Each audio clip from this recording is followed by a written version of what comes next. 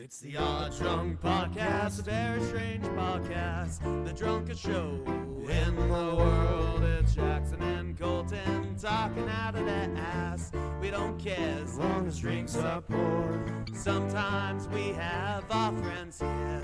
We will talk about anything. We don't care as long as we have beer. And if you let that whiskey ring. The Odd Drunk Podcast. I am all for a super overly muscular Wonder Woman. Let's fucking go. Well, did you see and yeah, this is the start of the episode, by the way, the Odd Drunk Podcast. You should just we used to do that. Just keep some B-roll, right? Yeah, I don't know if we still do that, or if you still do that. I haven't listened back to I stuff in a while. do. I try to keep B-roll in, but it can be hard sometimes because when we log into Zoom, um sometimes the actual natural banter will happen before we hit record, and that's not on purpose. It's Yeah.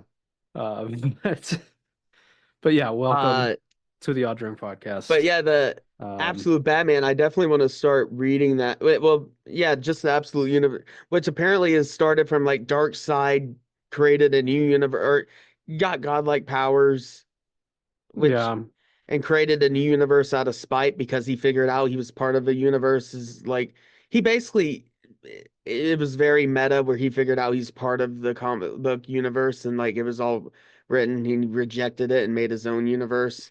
And I mean, it's just another excuse for them to reset the exactly universe again. Well, it's not a reset. It's like the ultimate Marvel universe. It's a adjacent universe. Yeah. It's a different thing, but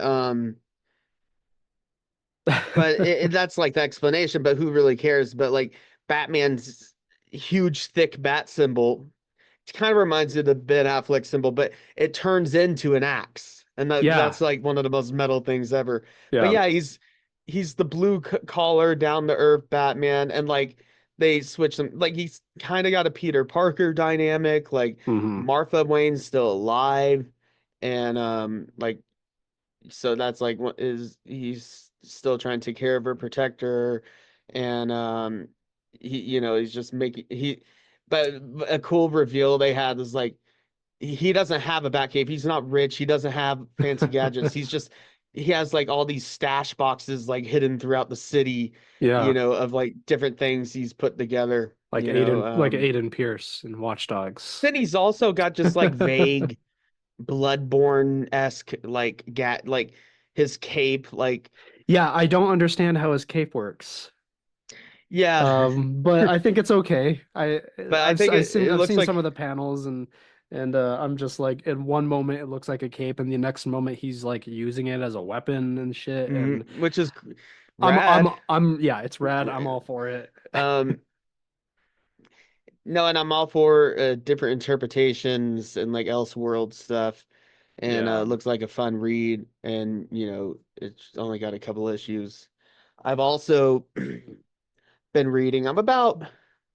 I know there's a lot of other like adjacent stuff and spin-off stuff now and more sequels, but I've been reading the first like volume of The Last Ronin. Oh, hell yeah. From the original creators of Ninja Turtles, Kevin Eastman and Peter Laird. And great stuff. It's very kind of Batman Beyond-esque, like neo cyberpunk future, like apocalyptic future, dystopian future. Yeah. And it's about the last Ninja Turtle, the last Ronin, the last survivor. And I guess I won't spoil it. I mean, most people know who it is at this point, and it's revealed like after the first issue, but it's a cool reveal, so I won't spoil it, even though I'm pretty sure if you're listening to this podcast, our type of listener, I'm pretty sure you would know who it is. A lot of people would assume it's like Raphael or something like that, but you know who it is. But no, it's a great read, and the art. We'll be doing another comic books episode again, but the art is amazing in this thing. Yeah, and it's dynamic action. Man, I see, And yeah, like I see you got a physical copy there, and more recently when I am reading I comics, got it at a Target. I read at the the apps, the various apps that there are for reading comics, which are great. They're good Which is, apps yeah, it's and all that. fine. But man, Especially if you have like a Kindle or iPad or, yeah, well, man, I guess on your laptop. But, I really like physical mhm. media. Physical media in general I've been reading needs to be defended. I've been reading and it's the same with like books, like not just comic books, but like novels. Um like Kindles and stuff like that are great, but like I've been reading the Witcher series, and I just had was thinking about the other day, and I'm like, actually having the physical book is just so much Well, better than there's something reading it about off my phone. having it on your shelf as part of your collection, Hmm.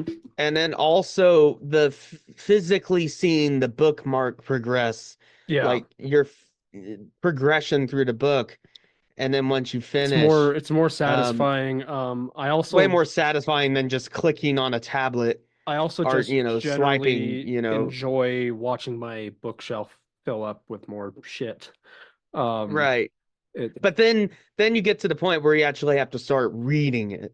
Yeah, yeah, that's difficult sometimes. I'll admit there's a few books on my bookshelf that I bought that I have not actually gotten around to I have reading. been leaning more towards, I must Um, admit, to audiobooks yeah. lately.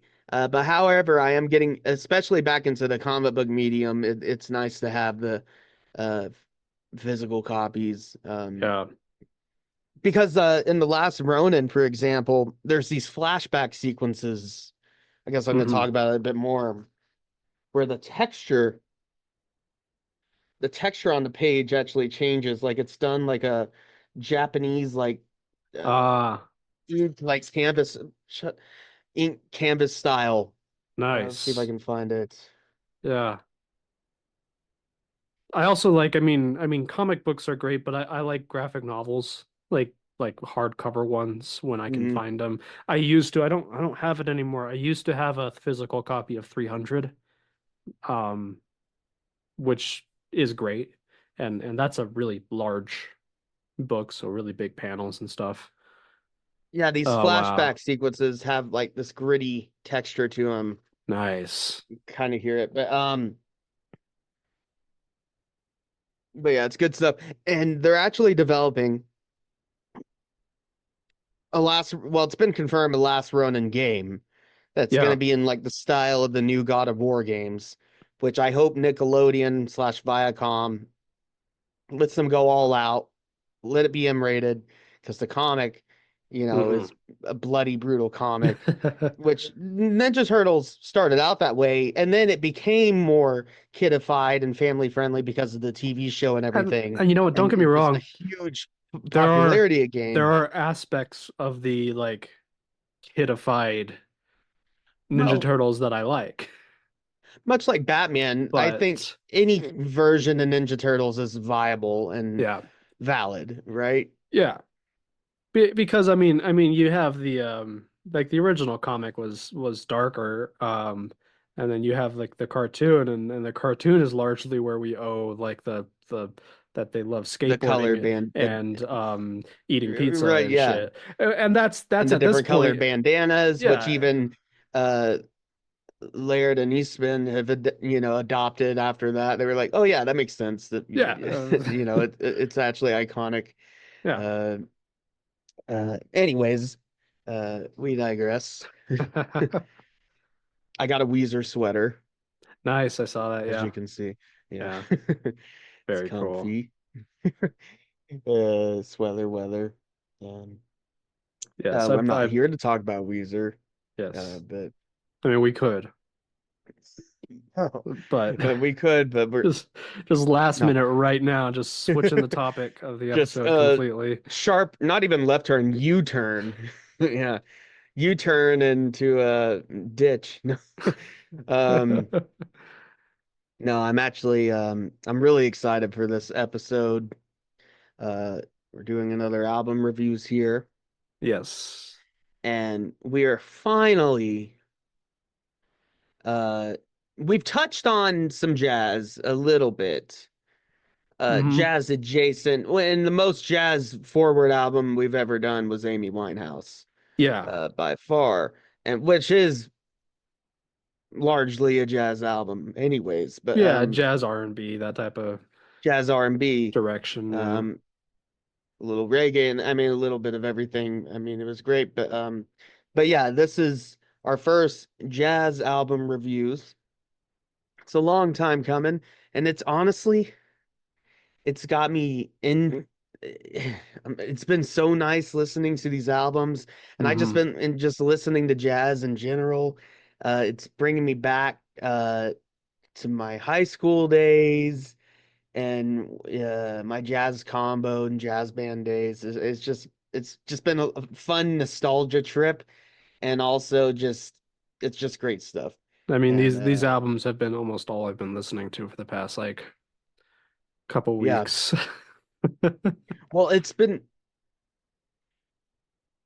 and also, so yeah, every album we've selected, we went pretty pure. I mean, uh, purist here. Yeah. Uh, instrumental. We Which what I didn't love about we yeah, we didn't we decided not to it's not to say, okay, I const guess that's not we purist, but we didn't like when constrain ourselves with a specific era era, no. or genre. Even though we However, did lean very hard three of into these four a specific albums did era. end up being the Yeah. same era and the same Yes. movement of Exact jazz. same. That was not Yes. intentional. That's It was just no pure coincidence, yeah. actually. Um, However, uh, I'm glad I spiced it up with one of them. yes. However, I think we didn't constrict ourselves, and we were discussing this. We didn't constrain ourselves to one particular era or genre of jazz because this is just our launch point for covering jazz. This is just our start. So why, we can cover a specific era or genre, bebop, swing, hard bop, whatever, fusion in the future. Yeah. But here it was just whatever Be- we were in the mood for, really, in Yeah, I particular. mean, there's a few Um, albums I considered throwing in that there's a newer album. I think I mentioned it on Morning Oddities I've been listening to called Lighter Noises by Lucas Sestak. And it's a piano. uh, Oh, my sneeze. bless you. But it's he's a Mm. pianist. And it's kind of I mean, he's a jazz musician, sorta. He also does classical-ish stuff and experimental stuff, so it's kind of somewhere in that weird range, but it's a really good album. I also thought about just for the Who is this? meme. Sorry. Oh, Lucas Sestak, Lighter Noises is an album I considered throwing in. Oh, I think I've listened to Um, this yeah. from your recommendation, actually. Um, I considered throwing in Well I Should Have by H. John Benjamin, Jazz Daredevil, which Oh, the would have been a really stupid uh album to include, but the I Bob's think Burgers guy. What's his name? yeah, The Archer. H. John Benjamin, Yeah, he's from Bob's Burger that and would have been Archer. amazing. And he record for those who are listening and aren't aware, he's actually this year released his third album. Um, but he um released an album in like 2015 that was the entire idea was that he hired a professional jazz band um to record a jazz album with him where he's playing piano and he does not know how to play the piano at all. Yeah, Like legitimately yeah, actually I've heard he's this not even album. just like Yeah, pretending to not know. He just actually went yeah, in having never touched a piano in his life.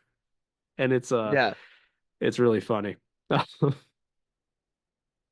yeah. I mean, it's even worse than like. I mean, I assume he's had musical experience in the past, though, because I mean, they do a lot of musical numbers, like on Well, Bob's Burgers and stuff that Well, I actually are actually thought it would bangers. have been kind of funny to throw this album in because it's actually not that bad. I mean, like, of course, he's terrible, but like if you listen to it, like the band that's backing him is really good, and he does seem to have an understanding of like tempo and rhythm and that level of improvisation. So like, yeah, he's playing Some would say nonsense that's on the half the piano, battle. but but there are moments where I'm just like, it's actually not that bad. Well, yeah, when the rest of the band and rhythms, the rhythm section, the rest of the band's carrying it. Yeah. But Um, yeah. but Uh, anyway, and one may say there's no wrong notes in jazz. yes. But anyways, Except for when you actually do hit a wrong note and your band leader rips into you, because you're right. Yeah. jazz musicians can be like that sometimes. They sure can. Yeah. Uh, But anyways, and also I'm drinking, if you may wonder, a little bit of some hot chocolate. ooh, It's actually nice. a oat milk. It's a Dutch Bros hot chocolate. Mm, Shared some with my girlfriend. nice, Oat milk based. Not nice. bad. It's Yeah, good. I mean, I've hot got chocolate. an I old fashioned here from just a pre-made one from a Post Meridian. Uh, gets the job done. yeah, I've had this on the show a few times, so there's not I much to talk about with it. had a bit of bamboo rum earlier. A Nice. little rum and orange juice earlier. Yeah. Thought about making a little more, but I'm taking it easy right now. I considered a Anyways, few weeks ago grabbing the Star Liquor has the Bumbu like reserve or whatever it out of is. reserve, yeah. Yeah, and I considered getting that, but I decided I didn't need to spend $60 on a bottle of rum. Right. So I didn't. Yeah. And then $60 I could go to a lot of other things. Yeah, I could feed myself for a week for $60. Well, in this day and age, maybe feed yourself for a couple days. Well, it depends, Yeah. it depends. Anyways, um, let's get into this. So I've actually got, I actually own, I'm sad to say I don't own more of these, but I do own one of these records on vinyl. Ooh, nice. I Well, own none of these on I vinyl. guess own isn't the right term. I possess one of these records. Yeah. It was actually one of my grandpa's from his collection. Mm. Um, and Duke Ellington and John Coltrane, Yeah. which I found out was an original pressing Oh, wow. from 1963, which is Nice. one of my and yeah, I chose it because I've been listening to it for a little while, on vinyl, and it's just Yeah. an absolute classic, and it's definitely one if you're just getting into jazz for the first time, it is one of those just classic standards. It's pretty quintessential. Yeah, Yeah. it's um I mean, I I mean, of mean, course, quite a few of these albums, the first three of these albums are I mean, early 60s post-bop era. And I know post-bop is kind of a term that people argue about what it actually catch means. all Um, catch all but term. I mean, it's such a vague term. But I almost associate this era. Like I think this is a really the perfect album to start with if we're talking about this era of jazz, because this is you to Duke Ellington, who's I mean was is most well Kind known of for his. encapsulates the era. Yeah, I mean Duke Ellington is most well known for his big band stuff, and this is an I mean Hmm. I've heard some people say post bop era is really the era of small quartets with improvisational jazz, that type of thing.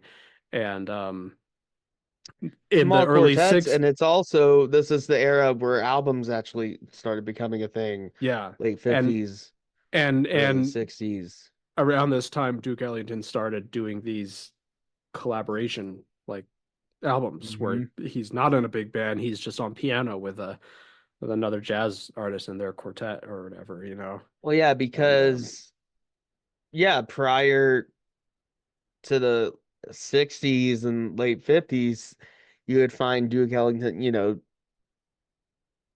with his band, mhm. live recordings, live performances, and singles, and just yeah, is you know Duke Ellington. I mean, been playing since late 20s and onward. Yeah, something like that. He was born in And 1899. yeah, Yeah. and yeah, I mean, Duke Ellington is like, when I think big band jazz, he's one of the first. I mean, Yeah, he's first I he's think of. he's the man. But to Uh hear this, this small uh quartet, and of course John Coltrane. yeah. Don't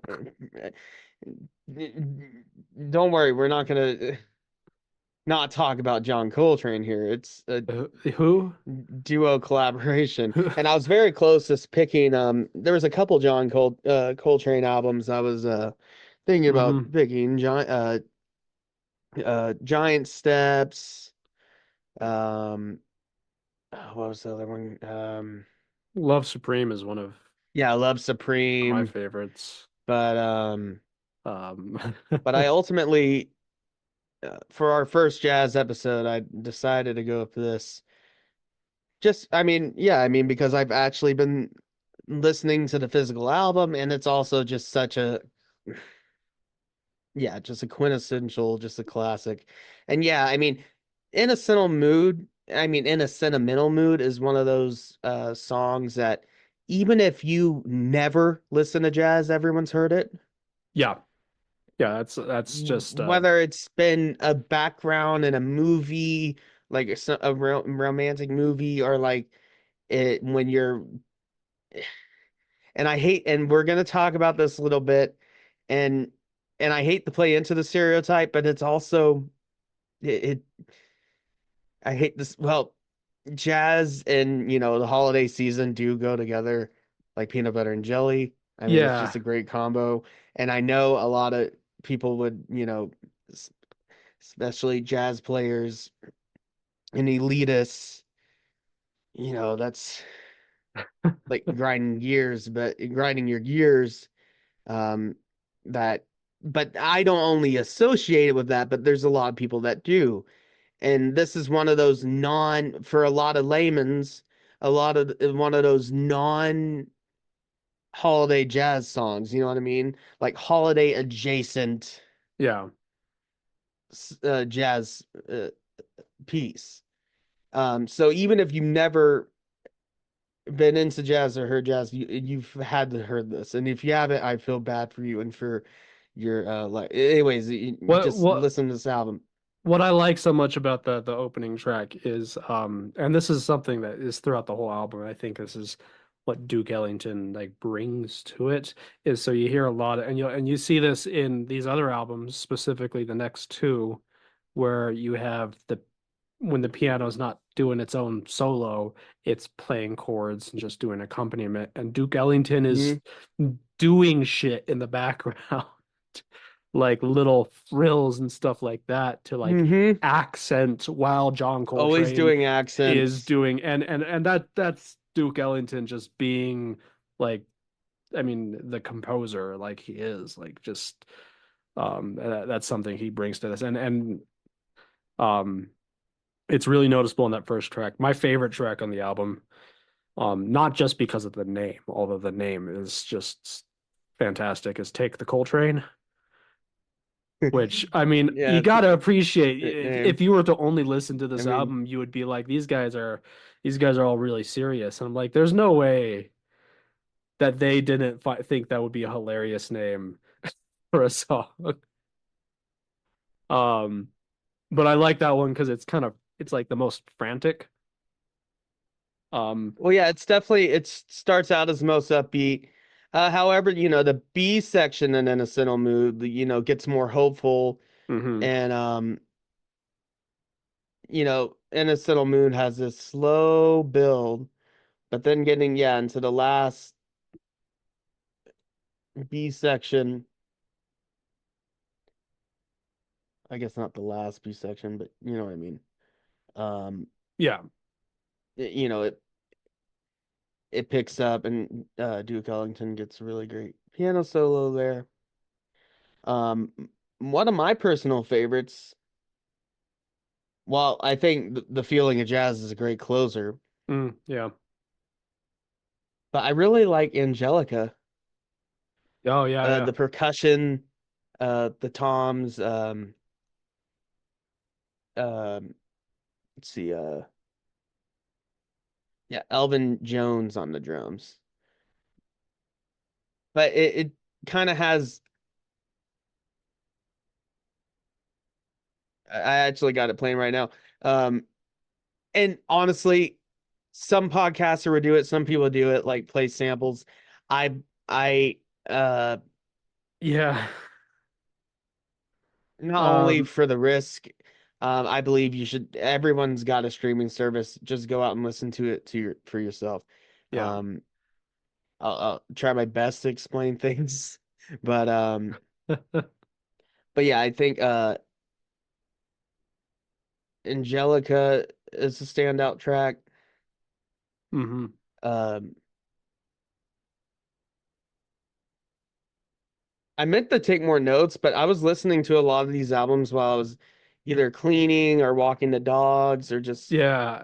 I was being really productive. Like I was This really is productive listening to these I albums. I do a lot of I often walk home from work Yeah. because it's like a 40-45 minute walk home from work. So it's a good way at the end of the day to get some steps in and get some Hmm. time to wind down before I get home after work and stuff. And that's where I've been listening to a lot of these albums is going to and from work. So I can't I didn't take notes. Um, because I was walking while I do love and this is just John Coltrane being John Coltrane. This is something you hear in all of his albums, but I love like when he is really intense. Yeah. And you can hear Well, like his reed going out because he's blowing too much air through there and stuff like that. Um, and I think that's yeah, I believe on the fun. I track, think that adds a lot to it. Um, yeah, on the solo and Big Nick in particular, you can hear that a lot. yeah, And but that's especially this era, but what I really love um is that not vulnerability necessarily. I think that's part of it, but also a big thing in jazz is the improv, right? yeah. Obviously you have the main melody and structure of song and the chord structure and time signature, all that stuff, the basis, the structure. But Hmm. then when you start soloing, experiment with things, experiment modalities, and different scales, etc. But you just kind of go for it and you just feel it, and you might hit something that's not necessarily in the right scale, but if you can make anything work, right? And Yeah. also little microcosms of either what you would consider a mistake in this day and age, and everything's so overly Yeah. produced. Well, And it's just so nice listening to things that are just recorded it's in a exactly why I studio, like just in it a studio. Yeah. because Um, you hear like, and I wouldn't call it a mistake no, it's not a when you hear mistake the reed because kind of going out because that's just him being intense on his it's instrument. just, well, Um, it's a similar thing uh like with guitar, like where when you hear like the pick hitting the string or like scratching against it a lot or yeah, stuff like that, like it's those it's a little quirk of those quirks and those little yeah, sounds that would either otherwise be edited out now, Hmm. are, oh, get another take on that. Let's try to clean Yeah. that up. That sounded it's like I like that it's just natural and authentic, Yeah. and And it's it's just this entire era of these like live take jazz albums, which I like, is exactly that, where it's like they're just letting the kind of raw nature of what they're of them, the man on his instrument, just be recorded, and that's that. And you'll see, I mean, you see this in you feel like um you're in the same studio with them every time you yeah. play the record. And like you'll see this in the next album on our list here is in the on Spotify in the extended edition of the album. There's different takes of those same songs, so it's not that they didn't do Hmm. different takes to get the best version, but like they just didn't worry about those like little things so much. They just, it was just about, showing off the music and showing off their experimentation and stuff. Yeah. Yeah. Before I go on, and we should just like any album review and just going forward. So yeah, the personnel here, of course, we have Duke Hmm. Ellington on piano, John Coltrane on the tenor sax, but on track three actually switched to soprano sax. So that's perhaps why maybe you hear a bit more of his, the reed kind of going off on Big Nick because he's on the soprano, which is Yeah. uh e and even with his expertise is more difficult instrument play. And then we have Jimmy Garrison on bass for tracks 2, 3, and 6. Aaron Bell on bass one on tracks 1, 4, 5, and 7. And then, as I mentioned before, Elvin Jones on drums, tracks 1 through 3, and then 6. And then Sam Woodyard on drums for tracks 4, 5, and 7. Um, And Coltrane once said, I was really honored to have the opportunity of working with Duke. It was a wonderful experience. He has set standards I haven't caught up with yet. I would have liked to work over all those numbers again, but then I guess the performances wouldn't have had the same spontaneity, Hmm. and they might have been any better. And I would agree. I think that Yeah. spontaneity, the improv, just the natural raw uh artistry is Yeah. what makes it so special, you And know? it's I like quotes like that because we think about John Coltrane as like, I mean, he is one of the greats. Well, and yeah, But all but like he but jazz he but students, he but and he's sitting there going like, man, I I can't wish I keep could, up with Duke Ellington. yeah, because and I wish because I could let's add another go at it. because Duke Like, Ellington is like, I mean, he's one of the kings. hmm he's the But dude. Yeah. yeah, yeah, Yeah. he is the Duke. Yeah. But I really love Coltrane. If you had not texted me, and it's funny because one of the other albums I picked, you were like, man, I was considering picking one of those by him. And if you had not picked this album, I would have picked a Coltrane album because I just really, really love his stuff. Yeah, like I said, I was real close to picking Giant Steps. Or no, I mean the album with Giant Steps, and with Spiral. Or is it, why am I forgetting the name of it?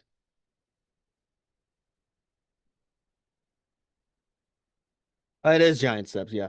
Yeah, I was real close to Giant Steps, but yeah, I ultimately decided on this one, and Yeah. I'm glad I picked it. It But yeah, yeah, just it did reach number 31 in the German album charts. yeah, It looks like, yeah. Um,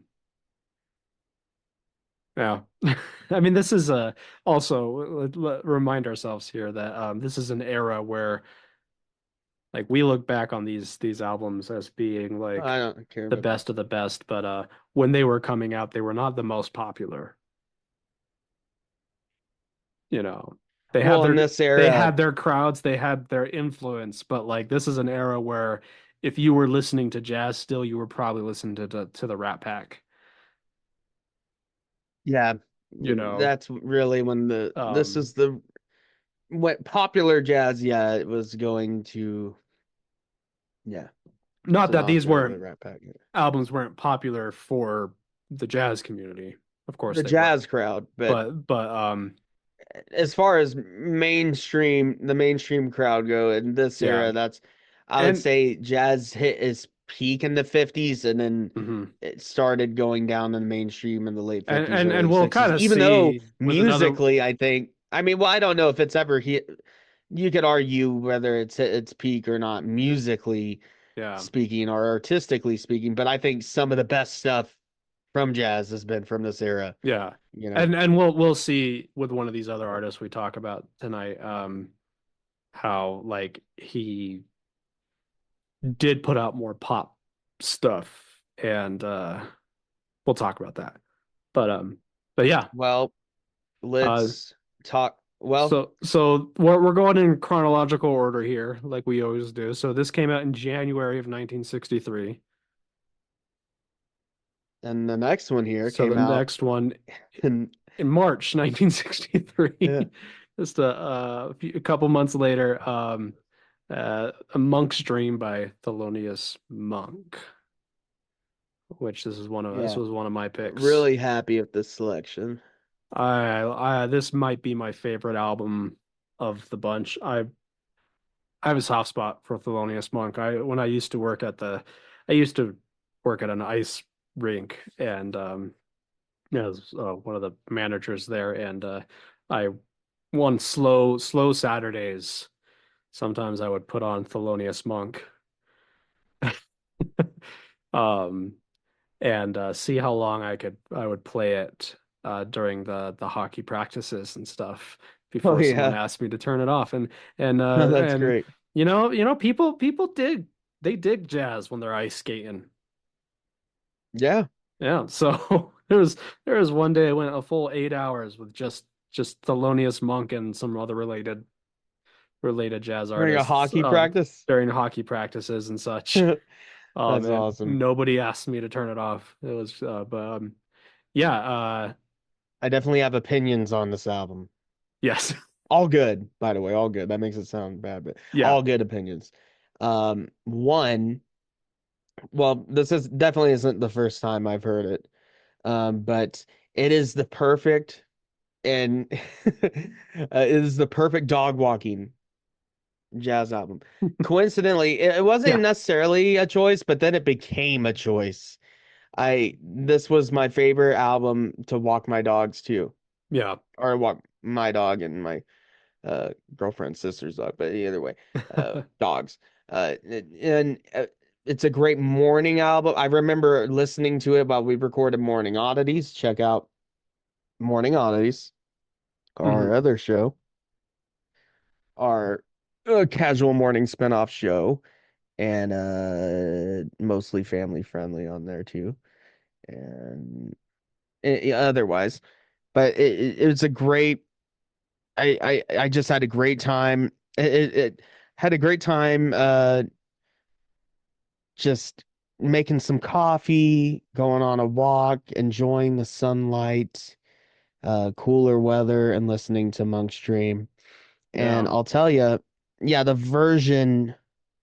least the version I listened to, I don't know which version you I was listened to listening to or what's on streamed or Spotify, which is I believe the 2002 reissue, which is it has the full album and then it has some bonus like alternate takes on it. yeah, so Monk's Um Dream take 8, yeah. uh Body and Soul, Bright Mississippi take 1, Five Spot Blues, Boulevard Blues, or is it Yeah. Boulevard? But Um, fun. I don't know if you noticed this, but Boulevard Blues um sounds very similar to the Cruella de Vil song from 101 Dalmatians. Um and it is sound familiar. the guy who wrote the Cruella de Vil song did at some point admit that he was intentionally paying tribute to Thelonious Monk with that song. So Really? that's not an accident that it sounds like that they Oh, are that similar. little drill he does Yeah, at the end of the first section. the well Well, and the the um I'm trying to let me see here.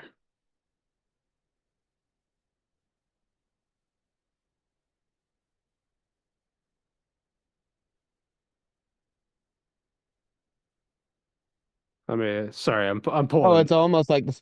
But yeah, I mean, we should maybe play this. This is oh, that's the same thing. It's like all Yeah. it's that is It's the Curlo DeVille song. Almost.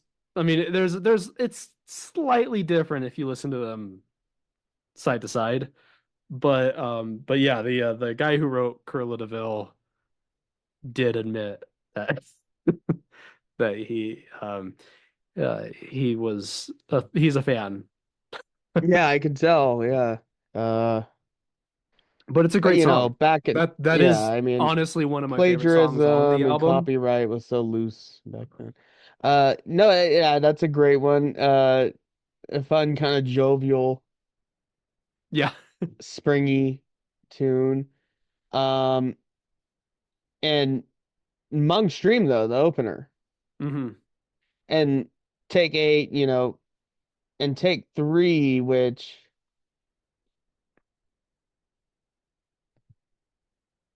is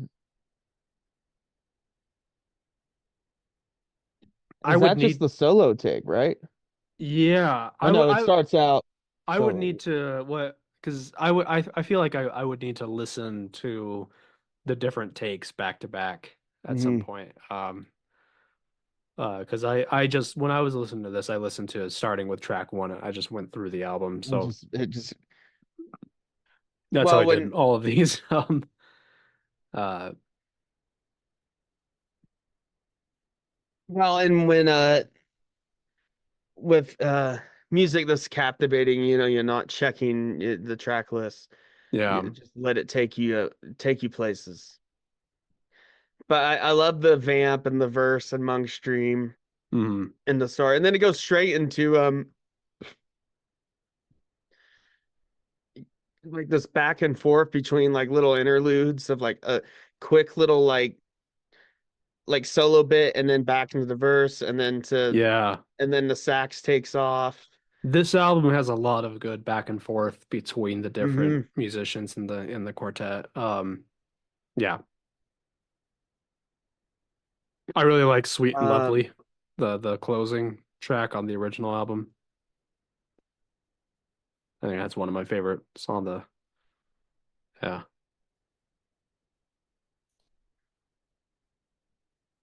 so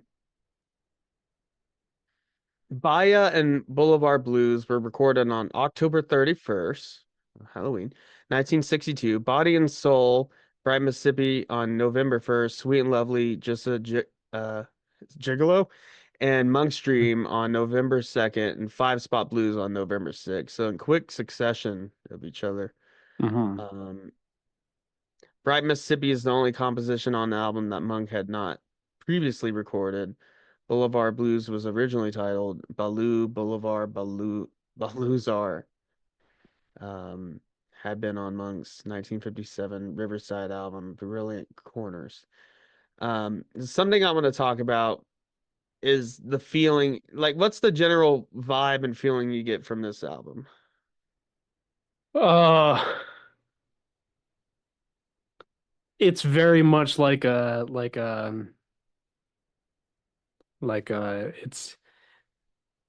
like walking down a city street with neon lights, like that type of thing. Like that makes any sense.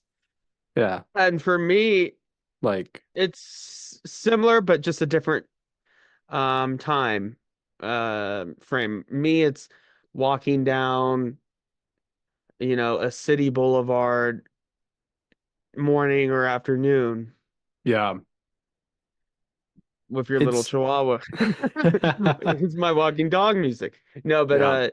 no, I love the colors it invokes, and and yeah, I It's should have taken more notes on it. I But think I it's the piano work here is really great stuff, and Thelonious I Monk. think for me this is and the Duke Ellington and John Coltrane invokes some of this, but I think that album invokes more of like the like what like the jazz club type of thing. Hmm. This I feel like is a very cozy album, Yeah, it's if that makes cozy, sense. and Like not like it's Christmas sitting by the fireplace cozy, but like it's warm, it's comforting almost, mhm. you know. Um yeah. Like it's like you said you were walking your dog. This was probably one of my go-to albums when I was walking home from work over the last couple weeks. Like Yeah. it's one of the it's yeah. Um and we'll go over this like with the last one, the personnel on this album. Shorter than the last one. Obviously Thelonious Monk on the piano. Charlie Roos on the tenor saxophone. John Orr on bass, and Frankie Dunlop on the drums.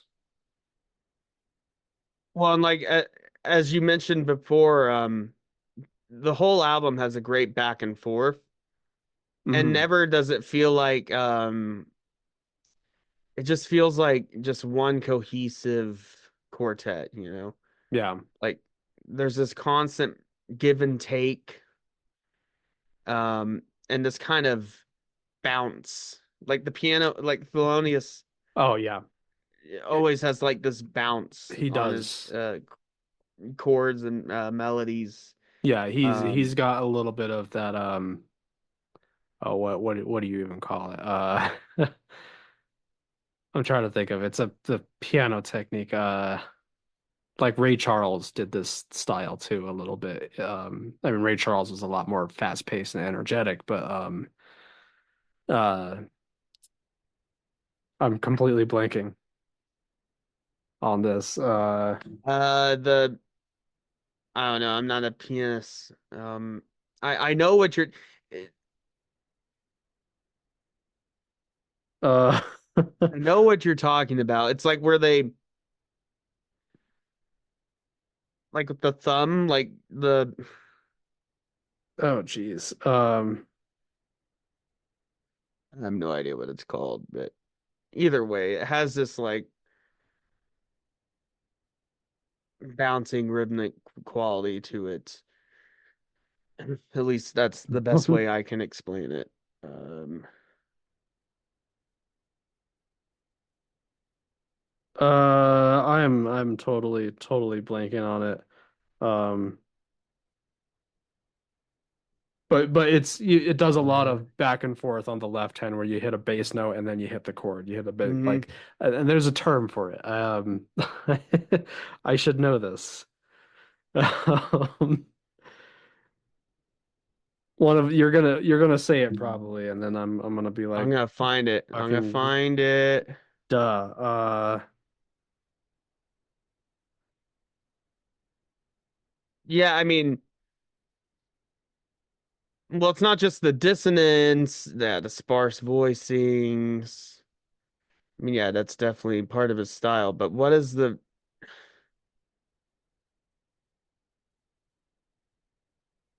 Um, why is Thelonious music, I mean, Monk so hard to play? Thelonious Monk developed his unique piano style through a combination. Um, where did that go? I was reading that.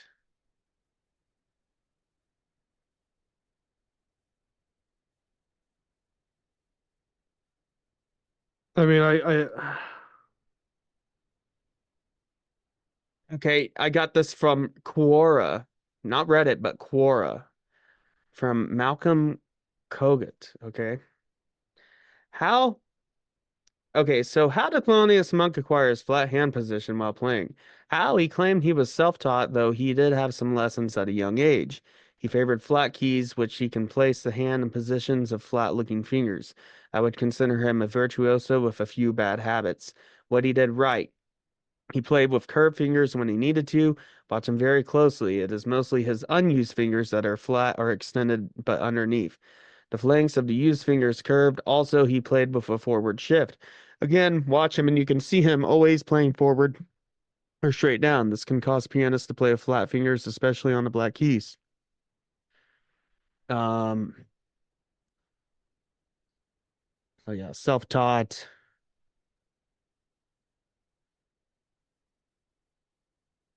Um, I'll tell you, yeah, I mean, it's not the like his chord progressions and at least his yeah, just in general, his chord progressions, and not even progressions, but just the chord tones and triads he's using, there is a bit of dissonance there. And no one else really sounds like Monk, right? yeah, no, But it's I think that's what it works well. But and I think that's it gives it this kind of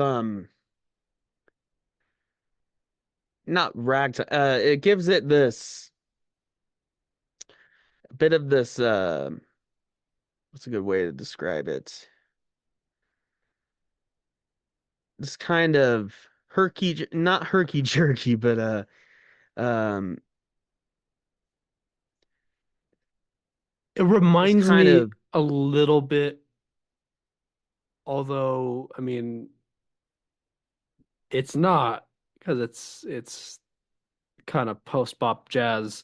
Um, but some of it kind of has a little tiny bit of a hint of boogie woogie in there rhythmically. a little, Um, yeah. only barely. Like it's like a little whisper. Um, I'm still trying to think of that piano style that uh I don't know, I'm probably not gonna think of it at all. Um, but anyway, it's a good album. Monk's Dream, 1963. It's on Spotify and probably Who in, every who other influenced? streaming service. Well, yeah, just listen to it for yourself and l- just listen to it and that'll be better than us trying to uh, put together words to explain it. Yeah, Who influenced Thelonious Monk? Uh, the most innovative and unorthodox of all the great jazz musicians, Thelonious Monk had many disparate influences in his music. At its core, his music combines two jazz genres, stride piano and bebop. Stride. Oh my God. Stride. Stride. That there it is. It's stride all That's along. exactly what I was thinking of. That's yeah, Yeah. because Ray Charles did the stride Yeah, the stride. thing too. Yeah. That's what I was. There it is. I knew as soon as you said it, if you said it, that I would be like, that's it. That's And this is from Nick Moyne on Cora, by the way. Monk grew up learning from and playing with the great stride pianists of his day, including James P. Johnson, Art Tatum, and Willie the Lion Smith. Just as stride bridged the gap between ragtime and swing jazz, Monk would later bridge the gap between stride and bebop. When he began playing in the house band at Minton's Playhouse in the early 40s, Monk still had vestiges of his old stride styles in his playing, but was already developing his own unique sound. He was familiar with all the great band pianists of the day, but didn't really like any of them. He was eccentric with his dress, manner, used oddly angled rhythms. Yeah, oddly angled. I think that's a good way to explain yeah, the rhythms on this and that's not a bad thing, but that's just his style. The rhythms, the spacing. I think the spacing is critical here. The pauses yeah. between like certain, well, just from the start of Monk's Dream, but just like going to Bright Mississippi is a great example of Hmm. spacing. Dun dun dun Yeah. dun. Like it, every single song gives you examples the spacing, the kind of, as Nick so intelligently put, the angled rhythms, right? Yeah, And I think that's a good way to put it. that's something I didn't Um, know. Monk is the second most recorded jazz composer after Duke Ellington. really, Yeah, how many records did he put out? I don't know. It's just what it says on Wikipedia. Or records? Or I It's mean, also worth noticing if we're talking about just him as a musician that he did compose Around Midnight, which is like one of the wow, like the jazz standards these days. yeah. Uh, um, but yeah, I love this album. I really love Thelonious Monk in general. Um, but anyway, I think we should move on to the next one. All right, what would be the next one chronologic? Oh yeah, So next Wes one, Montgomery, yeah, 1965, Smoking at the Half Note, Wes Montgomery. which I almost picked this one. Yeah, Well, this is a good one. there was a couple Wes Montgomery ones I was close to picking, and I Mm, this one definitely has some significance to me personally. Um, I'll let you start us off here, but yeah. picked it, but I think I picked it mostly because I just really felt like I needed to pick a Wes Montgomery album, and this is I think one of his better ones. And it's this wasn't on purpose, but it is the one out of these four albums that um at least half of the album is an actual live performance, not just a live take at a studio. yeah, not just Um, a live take, but yeah, but an actual live. Wes Montgomery for me, like, was probably my first ever introduction to like this era of jazz. When I was in uh high school, I was given a Wes Montgomery um tablature book for guitar, which I never very got very far into because I was not very good at guitar then. But but still Well, it was my first he is my first introduction to like this era and well, genre of jazz at all. Um, so I just there's a have a soft spot for Wes in general.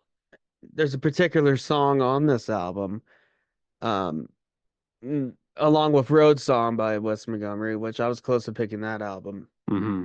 Um, but Unit 7 Yeah. was one of the first songs I fully learned the melody and everything on guitar and on sheet music. Mm. When I really started learning sheet music on guitar, which is funny because I knew how to read sheet music on saxophone. But I learned guitar and I was taught guitar when I learned on ear and was taught on tabs. So making that transfer from playing by ear and from tabs to sheet Hmm. music, Yeah. like trying to learn a whole new language. Yeah. Yeah. Even though, but I've learned saxophone. I played saxophone, sax on sheet music. Like I played, you know, couple like Take the A Train and stuff like that. But Right. Right. but and a lot of concert band stuff. Um, but then getting into jazz guitar, I remember I was like, "Oh, we don't have any tabs for this," and my instructor was like, "No, we use sheet music. It's a universal language. You don't get well, he didn't say he didn't curse at me. I'm sure he wanted to, but he was like, you don't get tabs.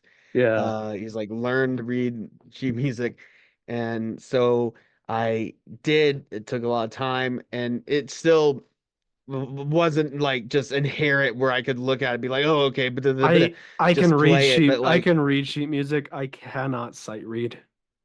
right, yeah, I've I I I I could sight read on sax, but not on yeah, guitar. I would still my have to look at it and my older take a sister, take a minute. she's not much of a musician. She doesn't play anything these days, but she at least like used to do choir, and she did play piano. Um, Yeah. and in many ways, like I was better at my instrument than she was at hers, but she could sight read, which I always thought Hmm. was a pretty big advantage on her end. Well, yeah. Um, that But I never got the anyways, hang of it really. with Wes Montgomery, yeah, Unit 7. Da-da-da, da-da, da-da-da, da-da-da. Hmm. That was one of the first melodies I actually learned to read, and then, well, I guess you can't really say sight read because, but it was one of the first melodies I actually played on guitar with the sheet music in front of me, not playing. But I mean, of course, you can't take away playing by ear. Once Yeah, yeah, that's a yeah, part of your skill set, that's always going to be there. There's no taking that away. But I did force myself to just look at the sheet music in front of me and like learn it that way. Like I wouldn't like play the song, like I would just play what I have in front of me and then play back the actual recording and see if I got it yeah, remotely, see if I got it right. And then play the jazz band, play jazz combo. And another one of his songs I learned and always loved playing was Road Song.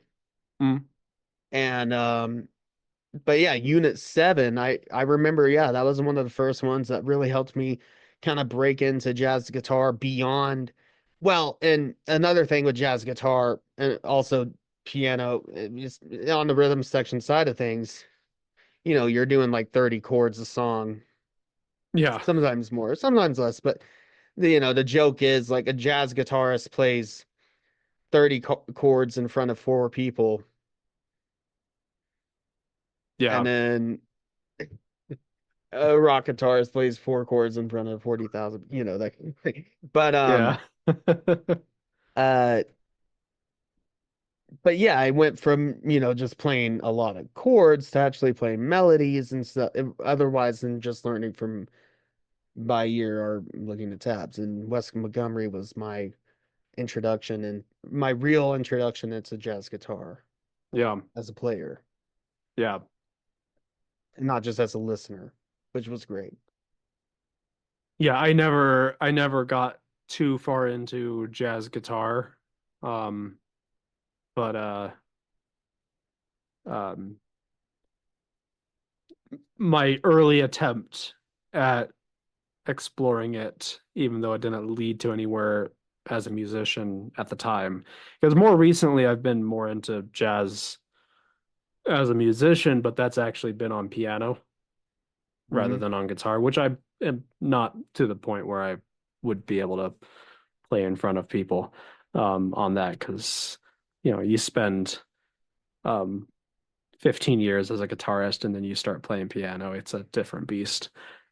It's a whole But it's been other fun. animal Um, entirely. but yeah, Wes was my first introduction to like jazz as like learning about like getting into a specific artist and getting into like this era of jazz and that sort of thing. Because before Wes Montgomery, it was basically like Christmas music or it was like Frank Sinatra is like what I Right. was aware of. So Um, Wes was really your real introduction into jazz outside of like, outside of like mainstream jazz and stuff like that, right. like Wes Montgomery was like my first jazz artist I remember being like aware of, and it was because I was Hmm. given that tablature book of a bunch of his songs. Um, yeah.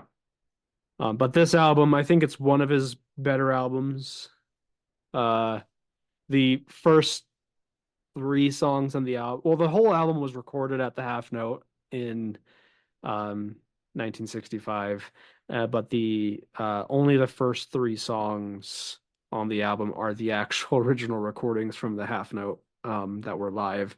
Uh, the B side of the album, um, not the first three songs, the first two songs, I think. But the B side of the album was re-recorded at a studio. Um, Yeah, so it was recorded live in June 1965 at the Half Note Club in New York City. mhm. And then September 22, 1965, Van Gelder Studios in Inglewood Cliffs, New Jersey. Um, and yeah, on Wikipedia, but yeah, Unit 7 and another one, yeah, 4 on 6 jazz standards. I mean, and that's one of the Yeah. reasons why I learned it because it was like, oh, this is a not only a jazz standard, but it's a guitar jazz standard. So Jackson, you're gonna be featured on this one, so you better learn it and get it right. Yeah. Um, and that was like one of the first jazz guitar songs I had to do a solo on, and of course I listened to Wes a while to get inspiration, and and he's known for doing a lot of like octaves, not only with his chords but also with his melodies. Hmm. But just great work there. And Yeah, he really was just a fantastic this is musician. just a great live album. I Um, think it's the first track. I think it's on No Blues. We get a cool bass solo. yeah. Which I always just love a good bass solo. It gets really quiet, but uh but I'm a sucker for that. Um, um but yeah, Well, No Blues, isn't that it's a a Miles Miles Davis Davis. tune? Yeah. Yeah, yeah, it is. Yeah. Um yeah, this had it was Wes Montgomery and the Wynton Kelly um trio. So Wynton Kelly, Paul Chambers, and Jimmy Cobb. And Wynton Kelly, I believe, did a lot of stuff with Miles Davis. Hmm. I I think so. I might be. No, they all did. Yeah. I'm pretty, yeah. He did a lot of stuff. Uh, yeah. Jimmy Cobb, yeah, this is Miles Davis, sextet. Um, Yeah. yeah, I think, yeah, they all played with Miles. Yeah. So, so it's worth mentioning that this is not just Wes Montgomery. It's Wes Montgomery and the Wynton Kelly trio, because they are their own They did beast. a John Um, Coltrane song here, Impressions. That's the last mhm. track on this record. Yeah. Um, and yeah, Wes Montgomery is known for doing a lot of covers. And Hmm. it even Unit Seven's a cover. But his version is what really, Yeah, I mentioned earlier, Wes was who I was talking about when I said one of these artists was did venture into like more pop albums. And it's kind of a bummer with Wes because I think he really was like one of the best jazz guitarists of his era. Um, but he kind of got a bad rap um in the latter half of his career because he was treated by the studio kind of like a pop artist, yeah, which is a bummer. But but even he honestly, I think even those more poppy albums are not bad. They're still fine. But we have albums like this that remind us that Wes was a proper like good jazz artist. well, he was always good. I mean, it's just a matter of he he did a lot and you could, the purists out there could argue whether or not, but like he did help bridge that gap between jazz and popular music Hmm. by doing covers of popular music. Yeah. He does a great version And of Tequila. yeah, A Day in the Life, he did Yesterday, he did Yeah. I think there's a couple Beatles ones he did, but Eleanor Rigby, and then like Road Song, that album, there was a lot of cool experimental stuff. Like that one had almost kind of like it had orchestral movement. Well, not Hmm. movements, but you know, he had orchestra in the background and almost kind of had like a James Bond, like spy vibe to it in some of his albums, like experimental Yeah. things like that. Um, but yeah, I mean, he definitely strayed from being just a pure jazz musician, got experimental, and then yeah, you could argue whether or not it was just, Yeah, I mean, just too I do have to wonder overproduced or because anything. he died in 1968, so he had a very very short career Yeah. before he passed, and I do have to wonder like if he had not passed away, I think he died from like a heart attack or something like that. Um, if he hadn't passed away, I wonder if like that would have just been a phase, like an era of his more poppy albums, if he would have had like gone back to doing stuff like this. But anyway, this album, I love this album. I love Wes just in general. Yeah, I mean, this is really, yeah, his last, probably, yeah, his last great jazz album, like pure jazz album. Before he went into the pop stuff, experimental stuff before his untimely passing. And Yeah. yeah, it is hard to say whether he would have gone back to his jazz roots or not, or if the studio would have kept pushing him on, or what, who's to say? Um, but either way, I think what he gave us was great. And yeah, this album, I love listening to these old live albums with the announcer and everything. It's the Yeah. Wes Montgomery and the old, what was that accent called again? The The transatlantic accent. transatlantic Yeah. accent that everyone had. Yeah. uh, the Wes Montgomery and Winston Kelly trio playing units that or whatever. But but no, this one I found myself cooking some soup while listening to this album. Yeah. And What kind of soup? I made it was actually a Facebook recipe that I found just scrolling through a Parmesan Italian sausage Ooh, soup. nice. Yeah, That chopped sounds good. onion, diced tomato, ground Italian sausage, Parmesan, obviously, garlic, Yeah. pretty good stuff. That sounds good. I love Pretty soup. simple. Good Um, good soup. Um yes. anyway, let's we got one more album here. I know I love Um obviously, I mean, yeah, the yeah, guitar yeah. work. Uh, I mean, I think all the solo work here is great. Yeah. Um, One thing, and so I'm just looking at pictures right now of Wes kind of going through Google Images and stuff. I have to point out there's just like all of these jazz artists that we're talking about. They were just so cool. oh yeah. Just the coolest cats. Just Well, I mean, cool jazz is a whole genre for a reason, right? I yeah, mean, yeah. Like, there's a picture here of Wes with a cigarette in his mouth while he's playing. Like shit. I can only dream of being as cool as that.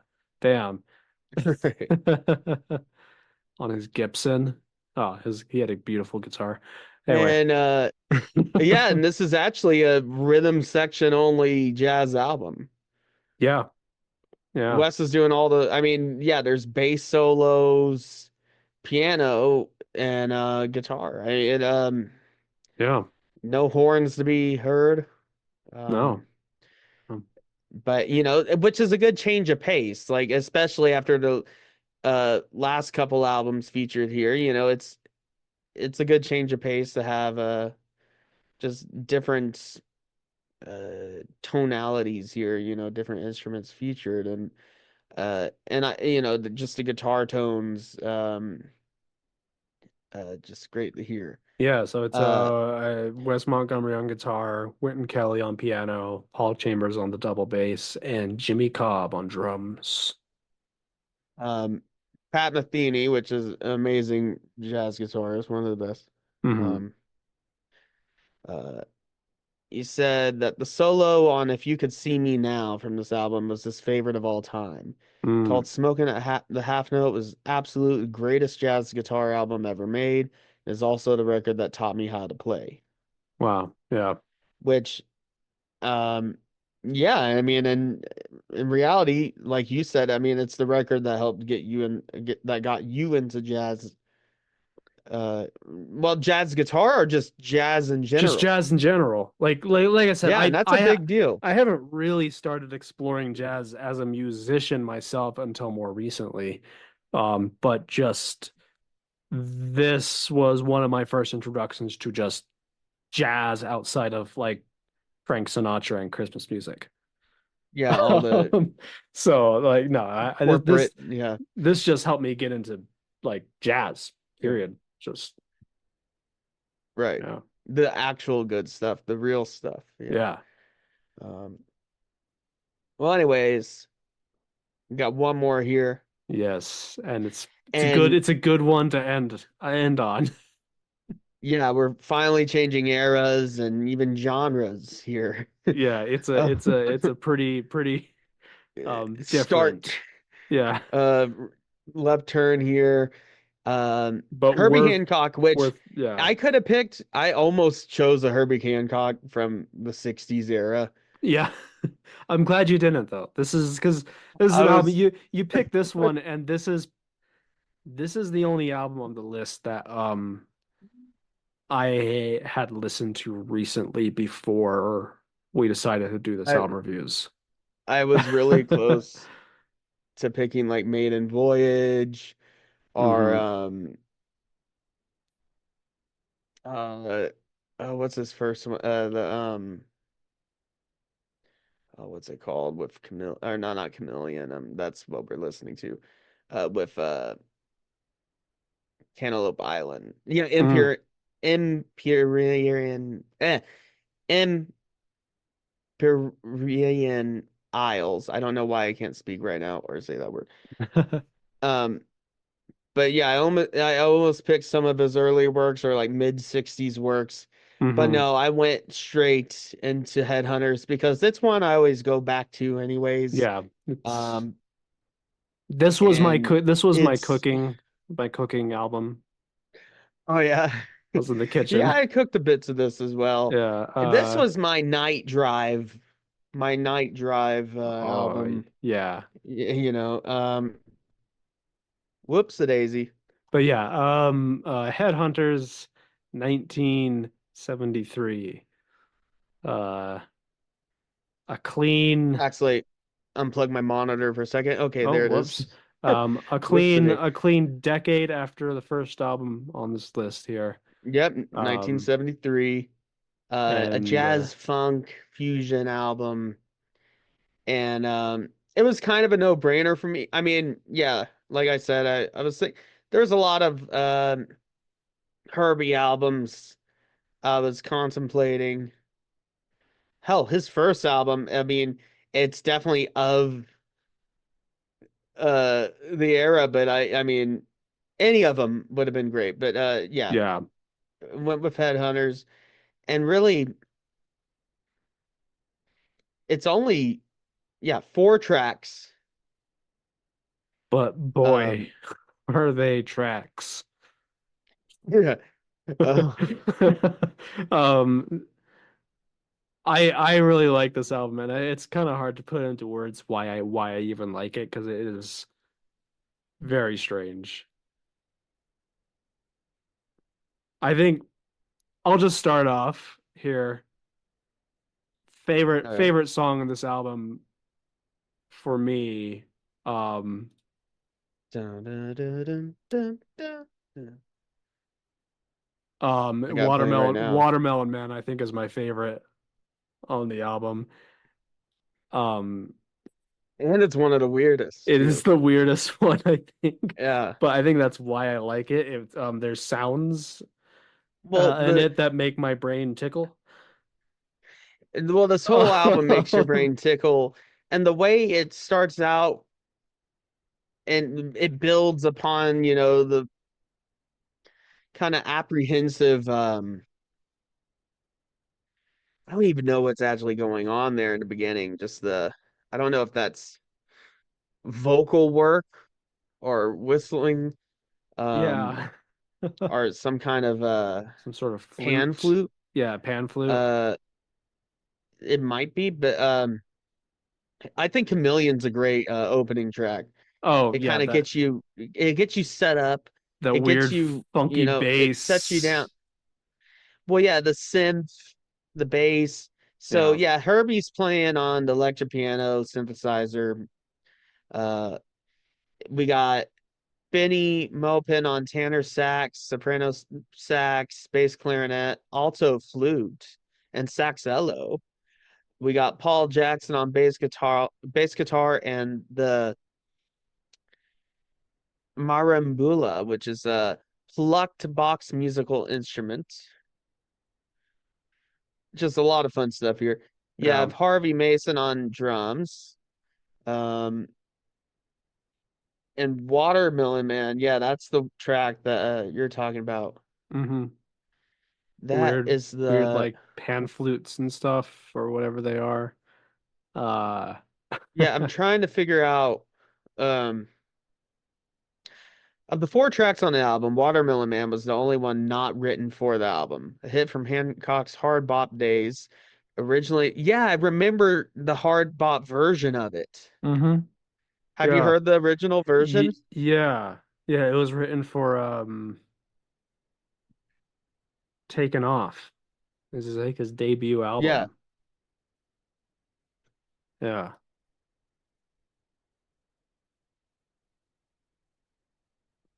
I remember playing Watermelon Man, the original Watermelon Man, My Jazz Combo. And then the leader of My Jazz Combo, the trumpet player, showed me the Headhunters version and just blew my mind. I Yeah. was like, where did this come from? Like it's like the acid drop sequel to it, you know? Um, but my favorite track of the album, I think it's all great stuff, and I think it all just needs to be listened to in one sitting because it all just goes together, right? hmm Yeah. But my favorite track is um it's really hard to pick favorites, right? hmm But I really like Sly. Oh It yeah. is just Yeah. such a banger, just such a uh mind-melting, well, Vein Melter is a great track as well, but the ending track, um but Sly is just such a jam just from start to end. And it's a 10-minute song and it doesn't even Yeah. feel that long. Yeah, It feels that's half that long. that is one of the kind of And impressive things about this album is that it doesn't feel as long as it actually is. And it's not no, like a crazy long album. It's about 40 minutes or so. no, but But the Chameleon opening track is 15 minutes. yeah. Well, over Um 15 minutes, almost 16. 15 minutes, 41 seconds. Um, but I think this is a must listen uh for anyone getting jazz or if you're in the funk, fusion, anything like that. I think it's a must listen. yeah. Um, 2005, the album was ranked number 498 in the book version of the Rolling Stone, which is way too low, of the Rolling Stone magazine list of the 500 greatest albums of all time. Yeah, but we all know that Rolling Stone magazine lists can be kind of It's so whack whack. sometimes. Yeah, it's so They whack. they recently put out an Um, updated version of the 100 Greatest Guitarist, and oh, it's the I think it's a little better than the old version, but it's I still haven't. pretty whack. Still is whack. The old version had like Keith Richards at like number three, and it's like, Yeah, I mean, I love Keith Richards. I'm a massive Rolling Stones fan, but shit, like you put him over. I mean, yeah. So they the Rolling Stones, their lists can be kind of whack sometimes. right. Um, but no, this whole album just has amazing vibe to it. Yeah. And if this would be my first album to give you, if you're like, okay, what's a good jazz fusion album? I would probably give you Headhunters. Yeah. And then you could get into like Weather Report and things like that, or like Jazz Bitches Brew, fusion is a you genre know. that Bitches Brew was another one I was close that's a to great one. picking, but Jazz fusion is a genre that I think has gotten out of control. In the sense of there's a lot of like after the 70s, there's a lot of jazz artists who called themselves jazz fusion who just did some not very good stuff. I have a coworker at the liquor store I work at on weekends who likes to play the not very good jazz fusion stuff. okay, name one. Um, I don't remember names off the top of my head, but I'm talking about like the era that came after this where it's like it's still like it spawned off It's of like jazz trying too hard. like well it spawned off of jazz fusion, but it's actually just a bunch of white guys who got their hands on some whammy pedals. Oh, That type of jazz fusion. Not oh, real okay. jazz fusion, but like they still group themselves in with it. Hmm. It's like but when you get into this stuff, it's like okay, that's that's what I'm talking about. Well, Um, like every other like reggae, well, like those white reggae bands that came after Sublime, like yeah, things like that, that yeah. thought they could do their thing. Um, that kind of thing. Uh, but yeah, going off of Wikipedia here, and the album was a commercial and artistic breakthrough of Hancock. Um, Crossing over to funk and rock audiences and bringing jazz funk fusion to mainstream attention, peaking at number 13 on the Billboard 200. Wow. Hancock is featured with woodwind player Benny Maupin from his previous sextet and new collaborators bassist Paul Jackson, percussionist Bill Summers, and drummer Harvey Mason. The latter group of collaborators would go on to be known as the Headhunters. Also played on Hancock's subsequent studio album Thrust. That's a great name for an album. Mm. All of the musicians, with the exception of Mason, play multiple instruments on the album. Well, yeah, and there's just so much going on. There's so much layering and so many different tracks. And just layering. Like it starts out with like just well, Watermelon Man's a great example. But Hmm. Chameleon, like how it starts out just the synth bass Yeah, melody, and it just slowly builds on that and just keeps building on that. Like introduce the percussion, just slowly builds on that throughout the duration of the song, and the yeah. whole album just builds and builds and builds and into this huge explosion. Um, Damn, I'm just looking at the Wikipedia page for Herbie here, and it's he started playing piano when he was 7 years old. Considered a child prodigy, he played the first movement of Mozart's Piano Concerto Number 26 in D major at a mhm. young people's concert in February 1952, at the age 11. Wow. Well, he was like So 18, like 17 or 18 when we recorded yeah, Taking Off. yeah, he was born in 1940. Yeah. Well, he's So still tour. He's still he's still around. Yeah, he's plays. He's still still still doing alive. shit. Yeah, Yeah. yeah. So I Uh, mean, yeah, he's yeah. he's great. Yeah.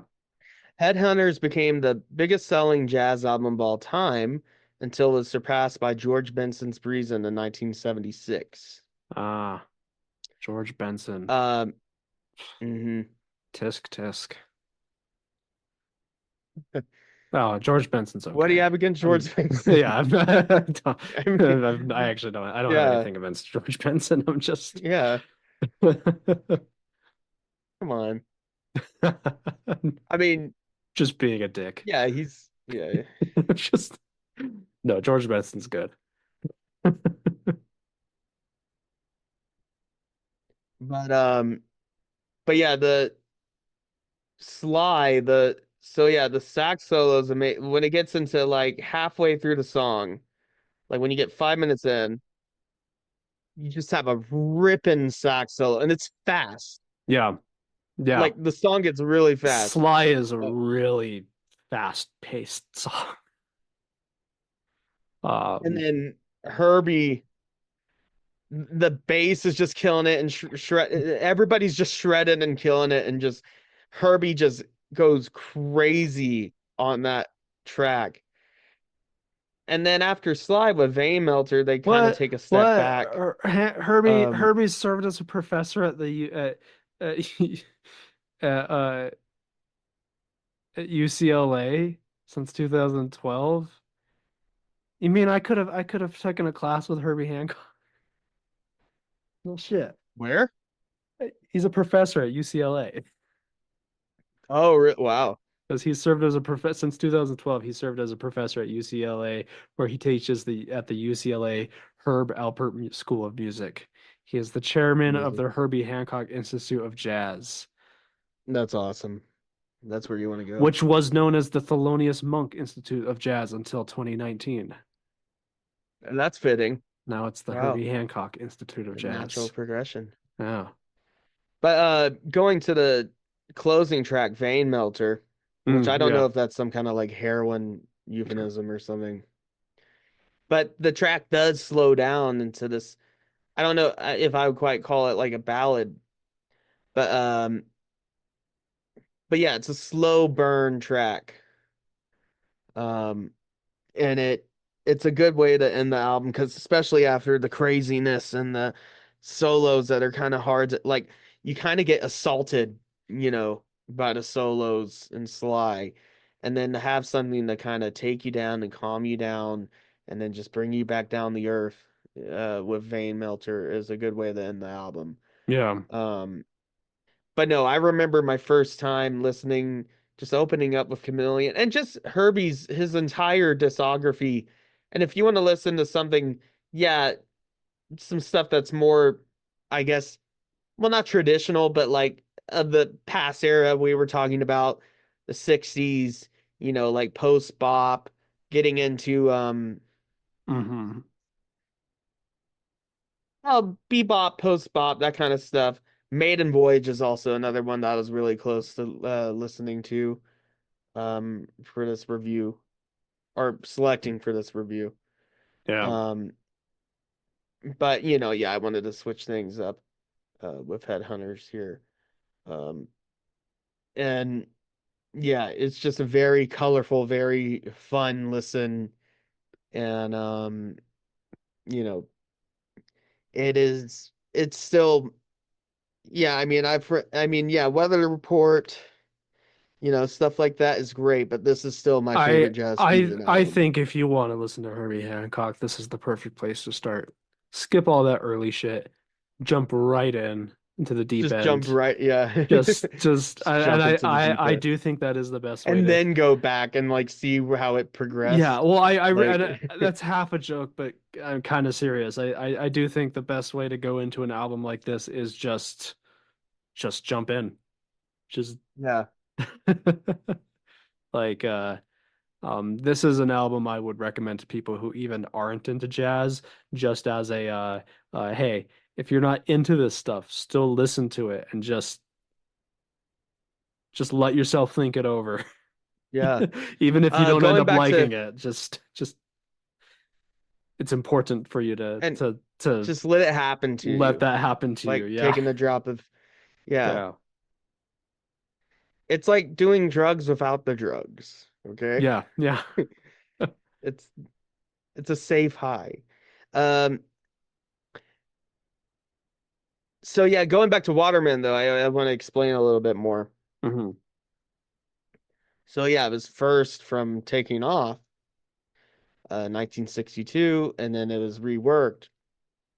And the sound actually is Bill Summers blowing into a beer bottle an imitation of a Hindu flute used by the Mbuti pygmies of Zawari. So it's supposed to sound uh like a African pan flute, but but it's it's a actually a beer beer bottle bottle. in reality, I love that. which is amazing. That's awesome.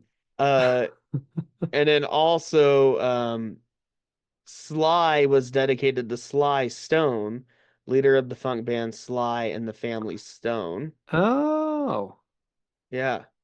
oh, Um, very cool. and what else here I can add? Just a little trivia. Worth mentioning. Oh, we didn't really talk about, maybe we can backtrack on these other albums as well.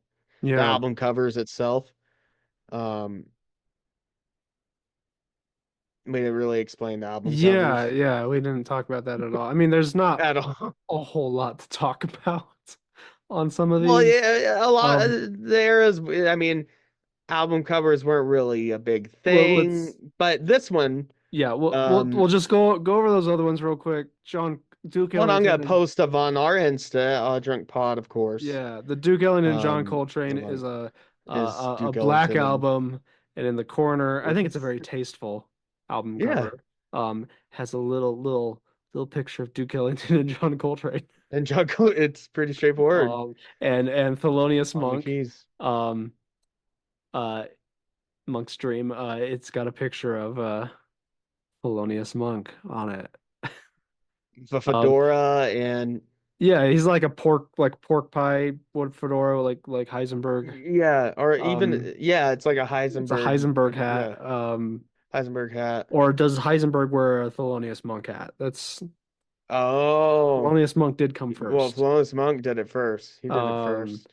and then Smokin at the Half Note has a picture of the Jazz Nightly like signage Neon sign, at the yeah, yeah. half note. And then there's Mhm. this album, which is I assume you have something to say about it. No, I'm just gonna leave it to your imagination. No, so yeah, it's very vibrant, saturated, um, and it was this, It's a picture of Herbie Hancock. That is what he looks like. that's his reveal, yeah, yeah. He's No, but terrifying. it's well, it is Hancock wearing a mask based on the African, and I apologize if I mispronounce this. I'm gonna try my best here. Based on the African Kepli Kepli mask of the Bole tribe of the Ivory Coast. Positioned Mm, clockwise around Hancock from lower left are Mason, Jackson, Maupin, and Summers. And yeah, I mean, it's a extremely striking and iconic album cover. yeah, And that was one of the first things that caught my eye before I even listened to this album, just the album cover itself. it's an album cover Um, you can't ignore when you yeah, see it. Yeah. and it was designed by Spanish American artist Victor Moscoso, um, best known for producing psychedelic rock posters. And yeah, Mm, it's like a black light poster. yeah. Um, And yeah, kind of like what I have and here. I gotta say, Yeah. you know, yet again, I mean, you can't see Herbie Hancock's face on this, but you can see all the rest of the members of the band. All of these guys just look so cool. Oh yeah. They're just the coolest guys. Like, Yeah. yeah, Yeah, and they're killing it.